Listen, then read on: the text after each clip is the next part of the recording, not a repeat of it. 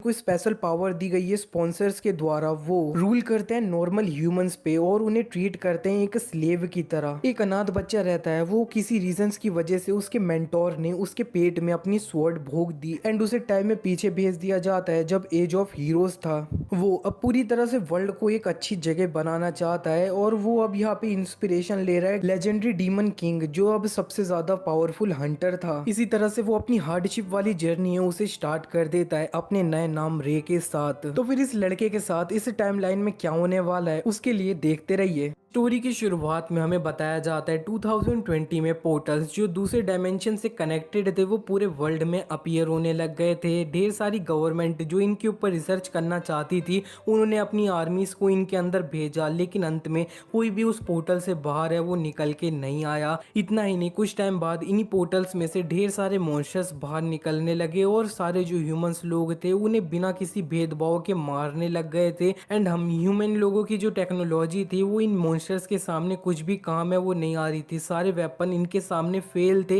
And इसी तरह से सब कुछ जब खत्म होने वाला था तभी ये जो सपोर्टर्स थे वो आ गए और उन्होंने अपना जो अब यहाँ पे अब स्किल्स थी, पावर थी, उन्हें किन्हीं चुने हुए लोग हैं उन्हें दे दिया। एंड जिन लोगों को ये जो ट्रांसजेंड बीइंग सपोर्टर थे उनके द्वारा सपोर्ट मिला था उन्हें आगे जाके हंटर कहा गया है। एंड इन्हीं हंटर्स के साथ ह्यूमैनिटी ने अपना जो काउंटर अटैक करना था इन मॉन्स्टर्स के ऊपर उसे स्टार्ट कर दिया। और यहाँ पे हमें दिखाया जा रहा होता है जब एक हंटर फाइट कर रहा होता है तब उसको एक जो सपोर्टर होता है ना वो उसे देख रहा होता है एंड वो उसे एडिशनल पावर है वो दे देता है। उस पावर को यूज करते हुए वो हंटर एक काफी अच्छा पंच है वो मार देता है। नरेटर बता रहा होता है कि हंटर्स को वो जो सपोर्टर थे वो एडिशनल स्ट्रेंथ है, ताकत है वो देते हैं। इतने सारे जो काउंटलेस हंटर्स थे उनके अंदर एक हंटर जो है वो अब यहाँ पे उभर के आया था जिसके पास खुद की एक इमोर्टल आर्मी है एंड उसने अब यहाँ पे फायर के ऊपर पूरी डोमिनेंस से उसे पा रखा है। एंड उसका नेम है वो डीमन किंग है और इसके अंदर प्लेयर वाली क्वालिटीज हैं और यही जो है ना ये एक ऐसा लौता हंटर है पूरे वर्ल्ड में जो अब यहाँ पे अपना लेवल अप है वो कर सकता है हंटिंग करने से। लेकिन जो 12 ग्रेट हीरोज थे उनका इन्फ्लुएंस भी सब लोगों के ऊपर काफी ज्यादा था और इसीलिए उन्हें एक गॉड था उसकी तरह ट्रीट है वो किया जाता था। इसीलिए 12 ग्रेट हीरोज ये जो डीमन किंग था उससे काफी ज्यादा डरते थे। तो फिर अंत में उन्होंने मिलके ये जो अब यहाँ पे डीमन किंग था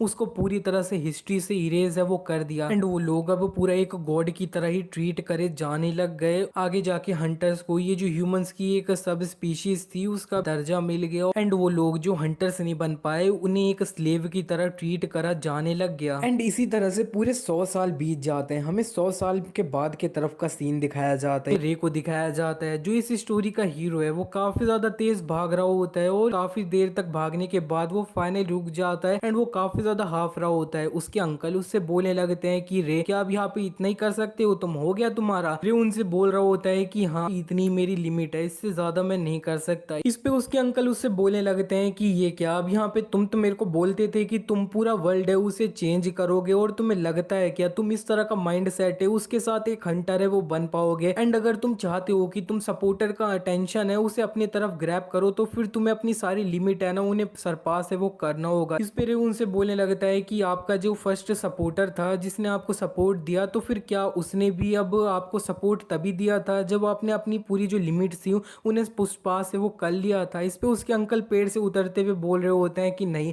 उन्होंने मेरे को बस अपना सपोर्ट है वो दे दिया। इस पे ये बोल रहा होता है कि ये सही में बहुत ज्यादा अनफेयर है। उसके ये जो अंकल है उनका नाम संगगू है। तो फिर संगगू उससे और भी बोलने लगते हैं कि तो फिर ये जो अब वर्ल्ड है ना ये पूरा एक अनफेयर जगह है जहाँ पे अब तुम देख लो तुम एक नॉर्मल ह्यूमन हो और मैं एक हंटर हूँ। चलो ठीक है तुम भाग नहीं सकते तो फिर मैं तुम्हारे लिए कुछ और है वो करता हूँ। इसी के बाद वो अपनी एक स्पीयर होती है उसे इन्वेंट्री से निकाल देते हैं एंड वो रे को दे देते हैं। रे ये देख के बोल रहा होता है कि ये इन्वेंट्री है ना जो अब सारे हंटर्स के पास होती है ये सही में काफी ज्यादा कूल है। इस पे संगगू उससे बोलने लगते हैं कि ये जो चीज है ना ये इस तरह की नहीं है कि इस पे तुम अब काफी ज्यादा इंप्रेस है वो हो रहे हो। अगर तुम एक हंटर बन जाओगे तो फिर ये चीज है ये तुम्हारे लिए भी काफी ज्यादा नॉर्मल हो जाएगी। और रे बोलने लगता है कि मैं हंटर बन जाऊंगा। रे और भी बोलने लगता है अंकल संगगू, मेरे को पता है कि ये जो अब हंटर्स लोग हैं उन्होंने ही मेरे पेरेंट्स हैं उन्हें मार दिया है, और उन्हीं के मोमेंटम के लिए आपने मेरे को एक बुक है ना वो दी थी। उस बुक के अंदर सारे अब हंटर्स ने जितने भी बुरे काम किए हैं वो अच्छे से लिख रखे हैं, और मैं सारी चीज़ें इसीलिए चेंज करना चाहता था। और अंकल आपने भी मेरी काफ़ी ज़्यादा इस सब में हेल्प है वो करी, लेकिन अब मैं जिस तरह से सारी चीज़ों को देख सकता हूँ मेरे को नहीं लगता है कि मैं एक हंटर कभी भी बन पाऊंगा। लेकिन इतने में संगगू उसे थोड़ा सा मारते हैं एंड उससे बोलते हैं कि तुम कुछ भी मत बोलो, और मैं तुम्हें गारंटी देता हूँ कि तुम अंत में जाके एक हंटर है वो बनी जाओगे। चलो ठीक है, मैंने तुम्हें जो बुक दी थी वो तुम्हारे पास है ना। इस पे रे उनसे बोलने लगता है कि हाँ, आपने मेरे को बहुत बार है ना वो बोला है कि मेरे पास ये बुक है कि नहीं है। ऑफ कोर्स ये मेरा मोमेंटम है, मेरे पेरेंट्स के द्वारा दिया गया, तो फिर ये मेरे पास होगी। एंड ये जो बुक है वो असल में फॉरगेटन हीरो है ना उसकी अब ऑटोग्राफी है, जिनको अब 12 हीरोज है ना उनके द्वारा अब इरेज है वो कर दी गई थी पूरी हिस्ट्री से। एंड आप मेरे से काफी ज्यादा इसके बारे में बोलते रहते थे, तो फिर मैंने ये पूरी बुक को अच्छे से मेमोराइज कर लिया है। एंड ये जो फॉरगेटन हीरो है ना, ये अगर अभी जिंदा होता तो फिर ये वर्ल्ड सही में काफी ज्यादा अच्छी जगह होता अभी। लेकिन इतने में हमें दिखाया जाता है आसमान से एक लड़की इनको देख रही होती है। वो लड़की रे एंड संगगू को देखने के बाद बोलती है फाइनली मेरे को मिल गया, और वो अपना एक फायर अटैक होता है उसे रेडी कर रही होती है इनके ऊपर करने के लिए। लेकिन ये जो अब संगगू होते हैं वो मैजिक पावर को नोटिस कर लेते हैं, एंड यहाँ पे इतने में उस लड़की ने इनके ऊपर अटैक है वो कर भी दिया होता है। संगगू सबसे पहले रे को दूर फेंक धक्का दे देते हैं, और रे थोड़ा दूर फेंका होता है। इतने में वो अटैक लगा होता है जमीन पे, तब काफी ज्यादा बड़ा ब्लास्ट हुआ होता है, और यहाँ पे ये जो लड़की होती है उस ब्लास्ट के बाद जमीन पे लैंड कर जाती है। रे उसको अब पीछे से देख रहा होता है, एंड वो उसे देख के सोच रहा होता है कि ये जो लड़की है ये असल में है कौन, क्या ये एक हंटर है क्या। और लेकिन इतने में वो लड़की रे को देखती है, एंड फिर वो उससे बोलती है अपने घुटनों पे, और रे फिर सीधे अपने घुटनों पे आ जाता है, और वो सोच रहा होता है ये क्या हो रहा है मेरी बॉडी के साथ, मैं उसे बिल्कुल भी कंट्रोल नहीं कर पा रहा हूँ। इतने में इस लड़की के सामने और भी कुछ हंटर्स होते हैं वो काफी जल्दी से आ जाते हैं, एंड वो उसके सामने अपने घुटनों पे आ जाते हैं, एंड वो बोल रहे होते हैं ग्रेट रूलर लेडी अथीना, हम आपको ग्रेट करते हैं। रे इसका नाम सुनते ही सोचने लगता है अथीना, अथेना तो ये वन ऑफ द 12 गॉड है उनमें से एक है, एंड असल में ये सबसे ज्यादा पावरफुल गॉड है ना वो है,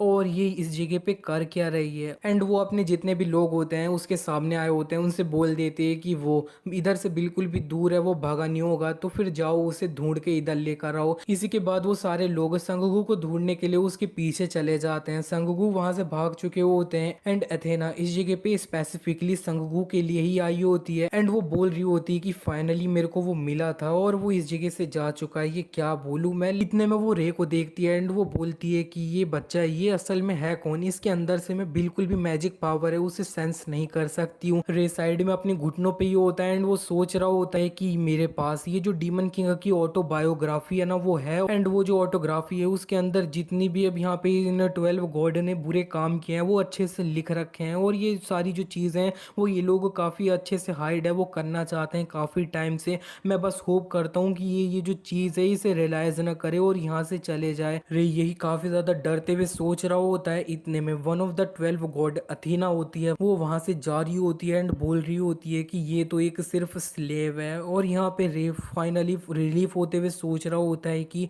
चलो फाइनली वो चली गई, मैं सेफ हूँ। लेकिन इतने में रे जब अपनी मुंडी करके ऊपर देखता है तब अथेना उसके सामने खड़ी होती है।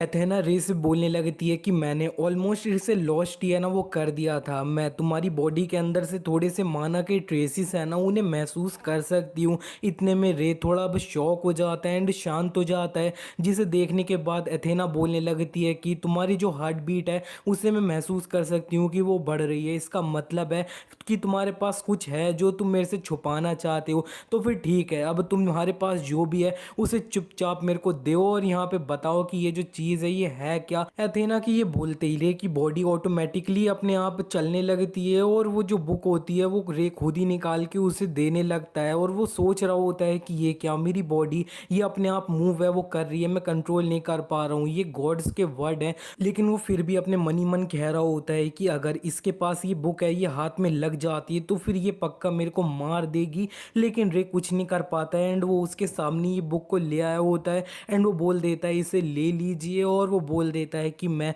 अपनी बॉडी को कंट्रोल नहीं कर पाया बिल्कुल भी। डीमन किंग ह्यूमैनिटी का एक रियल हीरो है, लेकिन ये लोग उसके बारे में वर्ल्ड को बिल्कुल भी पता नहीं लगने दे सकते। एंड्रे ये भी कहने लगता है कि मेरे से जो भी बंदा रिलेटेड होएगा ना वो भी मर जाएगा। ये पूरा आसपास का नेबर सारे जो अब यहाँ पे लोग हैं ना वो इस सब की वजह से मर जाएंगे, क्योंकि ये जो 12 गॉड हैं वो इसी तरह से काम है वो करते हैं। ये अगर इनके रास्ते में कोई भी आता है तो उसे बिल्कुल भी जिंदा नहीं छोड़ते हैं। रे रोते हुए बोल रहा होता है कि नहीं, ये बुक मैं इसे बिल्कुल भी नहीं दे सकता। इतने में वो जो